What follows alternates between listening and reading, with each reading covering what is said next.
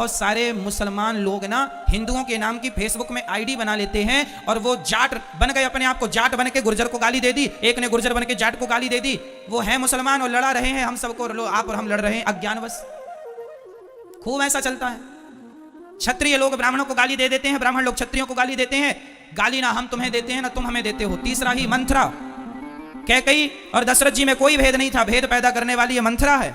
उसी तरह आज भी समाज में कुछ लोग भेद पैदा करने वाले हैं। ऐसे लोगों से अपने आप को बचा के रखना है और आप संगठित रहिएगा। रामचरितमानस में लिखा है, जहां सुमति तहां संपत्ति नाना, जहां कुमति तहां विपत्ति निदाना। जहां संगठन है वहां सब प्रकार की खुशहाली है। जहां झगड़ा है, यदि आपस में हम बिखर गए, ये चार उंगलियां अलग अलग हैं, चारों एक हो जाएंगी, मुट्ठी का हो जाएगा, एक मार दो दांत टूट जाएंगे, वो चारों अलग अलग रहेंगी तो कुछ नहीं कर पाओगे। इसलिए संगठित। झाड़ू एक होती है ना, कचरे को साफ करती है, पर वही झाड़ू बिखर जाए तो स्वयं कचरा बन जाती है। यदि बिखर गए तो कचरे हो जाओगे।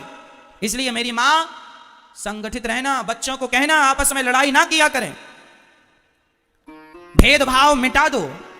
ब्राह्मण क्षत्रिय वैश्य शूद्र हिंदू हम एक हैं, बटो मत। बट जाओगे तो अस्तित्व खतरे में पड़ जाएगा। सब जरूरी है, ज्ञान जरूरी है, विज्ञान जरूरी है, भक्ति जरूरी है, सब जरूरी है, संगठन भी जरूरी है। हम संगठित रहें। हम चार भाई हैं, एक बाप की संतान है। बताओ ब्राह्मण का पिता कौन? ब्राह्मण का पिता कौन?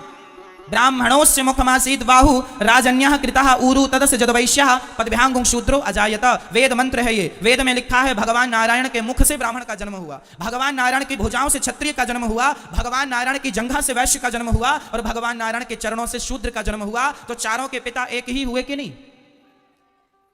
पिता कौन है? नारायण। भगवान नारायण से ही ब्राह्मण क्षत्रिय वैश्य और शूद्र का जन्म हुआ। जब हम एक ही बाप की संतान है तो फिर झगड़ा किस बात का है? हम तो चारों एक ही हुए। गुण कर्म विभागशः, केवल आदमी के गुण कर्म के कारण विभाग हो गए। भगवान ने कह दिया एक पिता के विपुल कुमारा, एक बाप की चार संतानें थी, एक बेटा जरा ज्ञानी था तो बेटे का नाम रख दिया ब्राह्मण। क्या नाम रखा? ये ब्राह्मण है। एक बेटा ज्यादा युद्ध कौशल था, युद्ध में कुशल था, नाम रख दिया क्षत्रिय। एक जरा पैसे पे जरा ध्यान था तो नाम रख दिया वैश्य। और एक बेटे का सेवा में मन था, तीनों का सहयोग करता था, तीनों से प्यार करता था, उसका नाम रख दिया शूद्र। एक्चुअली शूद्र जात नहीं है, ब्राह्मण जात नहीं है, क्षत्रिय कोई जात नहीं है। ये तो हमारे बाप दादों के नाम थे। ब्राह्मण नाम का आदमी था, उसकी जितनी संतान हुई तो ब्राह्मण के नाम से जानी गई। क्षत्रिय नाम के आदमी की जितनी संतानें हुई क्षत्रिय के नाम से। हम लोग एक ही पिता की संतान है, मूल में पिता एक है नारायण। केवल व्यवस्थाएं बनाने के लिए चार विभाग किए गए कि ब्राह्मण वेद बचाएंगे, क्षत्रिय अपना देश बचाना, वैश्य पैसा बचाना और शूद्र इन तीनों का सपोर्ट करना। क्यों ये व्यवस्था बनाई? आपके घर में भी बेटी का विवाह होता है तो आप लोग भी व्यवस्था बनाने के लिए किसी को मंडप की सेवा संभाल दे देते हैं, किसी को खाने पीने की सेवा, सो तुम खाने पीने की संभालना, तुम मंडप की संभालना, तुम बारातियों को नाश्ता पानी की संभालना। भाई व्यवस्था बनाई जाती है कि नहीं? काम सौंपा जाता है, तुम ये काम कर लेना। हमारे देश में भी आजकल देखो ना, एक प्रधानमंत्री होते हैं, एक राष्ट्रपति होते हैं, एक खाद्य मंत्री होते हैं, एक गृह मंत्री होते हैं, एक उद्योग मंत्री होते हैं। ये व्यवस्थाएं। उद्योग का काम करना है, उद्योग मंत्री से मिल लो, और दूसरे काम है तो इन मंत्री से मिल लो, उन मंत्री से मिल लो। क्यों भाई? ये व्यवस्थाएं हैं। फलाना मंत्री फलाना मंत्री फलाना मंत्री। शिक्षा का संबंध है तो शिक्षा मंत्री से बात करो। पैसे की दिक्कत है, वित्त मंत्री से बात करो। क्यों? ये व्यवस्थाएं हैं। उसी प्रकार भगवान ने व्यवस्थाओं के लिए चार लोगों को बनाया, ब्राह्मण क्षत्रिय और वैश्य। चार एक ही बाप की संतान है। लेकिन अज्ञानता इतनी आ गई कि हम लोग आपस में आगे चल के लड़ने लग गए। मैं ब्राह्मण हूं, मैं क्षत्रिय हूं, मैं वैश्य हूं, मैं शूद्र हूं। अब जरूरत नहीं है इसकी कि मैं ब्राह्मण हूं, मैं क्षत्रिय हूं, मैं शूद्र हूं। बस जरूरत इसकी है कि हम सनातनी हैं, हम भारतीय हैं। गर्व से कहो हम हिंदू हैं, हम हिंदू हैं, हम हिंदू हैं। धरा ये जिस पर घूम रही हम उसी केंद्र के बिंदु हैं। गर्व से कहो हम हिंदू हैं, हम हिंदू। तुम बट गए जातवाद के नाम पर, फिर तुम पर कोई हमला करेगा। आज क्रिश्चियन लोग गांव-गांव में जाके हिंदुओं के गांव को धर्म परिवर्तन करा रहे हैं और हिंदुओं के गांव को जो कम पढ़े लिखे लोग थे उनको क्रिश्चियन बना रहे हैं। तो ऐसे ही अपनी अकड़ में रहे आना कि मैं ब्राह्मण हूं, मैं क्षत्रिय हूं, मैं वैश्य हूं, मैं शूद्र हूं। आगे चल के सारे हिंदू क्रिश्चियन बन रहे हैं। क्रिश्चियनों की एक बहुत बड़ी साजिश चल रही है। फिर क्या होगा जब सब लोग वही बन जाएंगे? कौन होगा तुम्हारी पक्ष की बात रखने वाला? कौन होगा तुम्हारा पक्ष लेने वाला? सेना भी बड़ी होनी चाहिए। संगठन में बहुत बड़ी ताकत होती है। ये बातें हल्के में ना लेना। नहीं, कल को आने वाली पीढ़ी तुम्हें गाली देगी कि तुमने क्या किया। अरे अपने हिंदुओं को बचा लेते कम से कम। अरे समय निकाला करो और अपने उन गरीब लोगों के पास जाकर बैठा करो जिन्हें 2 किलो आटा की जरूरत है, 1 किलो दाल की जरूरत है। जरा सा समाज में सेवा करो, सहयोग करो, सबको भूखे को भोजन कराओ। क्रिश्चियन लोग पैसे दे दे के धर्म परिवर्तन करा रहे हैं, हाँ या ना? और तुम लोग केवल अपनी अकड़ में 20 लाख की गाड़ी लेना है, 50 लाख की गाड़ी लेना है, गाड़ी घोड़े में पैसे लगाओगे। अफगानिस्तान का क्या हुआ? कब्जा कर लिया आतंकवादियों ने, सबकी जमीन जायदाद गाड़ी घोड़ा रखी रह गई। यदि तुम आपस में बढ़ जाओगे तुम्हारे ऊपर भी ऐसी कोई आके कब्जा कर लेगा, फिर भागते फिरना। इसलिए आज सनातन को बचाने की जरूरत है। चलो हम ये नहीं कहते कि तुम मुसलमानों को हिंदू बनाओ, हम ये नहीं कहते क्रिश्चियनों को हिंदू बनाओ। जो हमारे हिंदू भाई हैं उन्हें तो बचा लो, जो धर्म परिवर्तन करने में लगे हुए हैं उन्हें तो गले लगा लो, उन लोगों को तो हृदय से लगाओ, नहीं तो बहुत नुकसान होगा। और नुकसान सबका होगा, देश गुलाम हुआ, सबका नुकसान हुआ। सब लोग अपने अपने धर्म का प्रचार करते हैं, हिंदू लोगों को अपने धर्म की कोई नहीं पड़ी, कोई नहीं करता प्रचार, कोई नहीं बात करता धर्म की, कोई नहीं बात करता सनातन की, कोई नहीं बात करता राम और कृष्ण की। दया ही नहीं है लोगों के आगे। आज लोग, एक गरीब बाप गांव गांव में मैंने देखा है साहब कि गांव का गरीब आदमी गिड़गिड़ाता है, भैया बेटी का विवाह जरा 5,000 दे दो। तो गांव का जो धन्ना सेठ होता है ना, वो 5,000 देता तो है पर ब्याज लेता है 10%, 15%, 5,000 का। अरे उस आदमी को ये तो समझ आए कि पागल वो गरीब आदमी है, उसके बेटी का विवाह है, 5,000 दे दो। बेटी के विवाह में ईश्वर ने तुम्हें देने के लायक बनाया है, दे दो। उस गरीब आदमी से तुम ब्याज वसूलोगे? अरे दे दो 5,000, महीने 4 महीने में वापस कर देगा वो। क्या कि तुम 5,000 का ब्याज लगाए बैठ गए? कोई लाखों की बात हो तो बात 10-5,000 में तुम ब्याज लेते हो, कितना पैसा कमा लेते हो इससे? घोर नरक जाओगे। ईश्वर ने तुम्हें धन दिया है, इसका अर्थ ये नहीं कि तुम उसका दुरुपयोग करो। धन दिया है तो इसलिए दिया है कि तुम जरूरतमंदों की सेवा कर सको, दीन दुखियों को गले लगा सको, किसी गरीब आदमी की तुम मदद कर सको।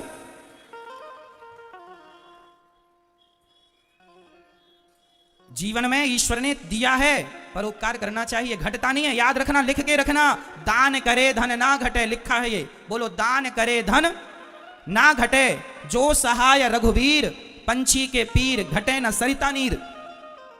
प्यासे को पानी पिलाने से नदी का पानी कम नहीं होता, दूसरों को फल खिलाने से वृक्षों के फल कम नहीं होते, और किसी की सेवा करने से धन कम नहीं होता। धन बढ़ता है, दान करने से बढ़ता है, पुण्य करने से। लेकिन आज का आदमी, मैं देखता हूं कि आज समाज में गरीब लोगों का अमीर लोग बहुत शोषण करते हैं, जरूरत से ज्यादा बहुत शोषण होता है। मैं निवेदन करूंगा, इसलिए मैं आप लोगों से कहा करता हूं, अपनी गरीबी खुद मिटाना शुरू करो, सेल्फ डिपेंड बनो, आत्मनिर्भर बनो, मेहनत करो। मेहनत करोगे तो गरीबी तुम्हारा पीछा छोड़ देगी सदा सदा के लिए। मेहनत करो, तुम सब कर सकते हो। खड़े हो जाओ, और देश की गरीबी तब दूर होगी जब 135 करोड़ लोगों की गरीबी दूर हो जाएगी। प्रत्येक व्यक्ति अपनी अपनी गरीबी दूर कर ले, अपने आप मेरे देश की गरीबी दूर हो जाएगी। सोने की जरूरत नहीं है मेरी मां। धर्म का प्रचार किया करो, कह दो लोगों से बाद में लड़ लेना, अभी संगठित रहो, लड़ने की जरूरत नहीं है। यदि हम आपस में लड़ बैठेंगे तो देश को कौन संभालेगा? कोई भी बाहर वाला अपने घर से हमें निकालेगा। दीवानों, जरा होश करो मेरे देश प्रेमियों। बताओ, अंग्रेज कब भागे भारत से? 15 अगस्त 1947 को अंग्रेज लोग भाग के गए। क्यों भागे? क्यों भागे मुझे बताओ? इसलिए भागे क्योंकि मेरा पूरा भारत संगठित हो गया था, डर के मारे अंग्रेज भाग गए। यदि पहले 100 साल पहले यदि संगठित हो जाता तो ये अंग्रेज लोग 100 साल पहले भाग जाते। लेकिन तुमने संगठन करने में, संगठित होने में कई 100 साल लगा दिए, कई 100 साल लगा दिए संगठित होने में। और संगठित जिस दिन हो गए, भाग गए कि नहीं अंग्रेज? हाँ या ना? फिर कितनी बड़ी ताकत है संगठन की, इसलिए संगठित रहना मेरी माँ। और जातवाद कोई लेके आए, घुसने ना देना घर में। कोई जातवाद नहीं, हम सब एक हैं। हमारे गांव का ब्राह्मण भी, क्षत्रिय भी, वैश्य भी, शूद्र भी, मैं अपने गांव जाता हूं ना तो मैं अपने गांव में सबसे मिलता हूं, सबसे राम राम करता हूं। ब्राह्मण हो, क्षत्रिय हो, वैश्य हो, शूद्र हो, मैं अपने गांव के शूद्र भाइयों के पास जाके भी बैठता हूं और पूछता हूं कि तुम्हें कोई जरूरत तो नहीं है? गरीब परिवार की बेटियां यदि दिखती हैं मुझे, मैं तुरंत कहता हूं कि जब इसका विवाह हो तो बता देना। जब से दास अनिरुद्ध ने होश संभाला है तब से हमारे गांव में किसी भी बेटी का विवाह होता है, गरीब परिवार की, सबकी बेटियों के विवाह में भोजन की व्यवस्था दास अनिरुद्ध कराता है। जितने बाराती आएंगे सहयोग हो, यहां से होगा। गरीब हो तुम, मदद करेंगे। ईश्वर ने इस लायक बनाया है, करो। अरे 10-20 हजार में तुम्हारा कुछ नहीं घट जाता, पर 10-20 हजार में गरीब आदमी की बेटी का विवाह निपट जाता है। बनाया है तो करो, बांध के ले जाओगे। सभी में बांट कर खाए उसे इंसान कहते हैं। मैं बताता नहीं हूं, न बताने की जरूरत है, पर जीवन में ईश्वर ने योग बनाया है तो आपको करना चाहिए। अपना पेट तो पशु पक्षी भी भर लेते हैं, पर सभी में बांट कर खाए उसे इंसान कहते हैं। पराया दर्द अपनाए उसे इंसान कहते हैं।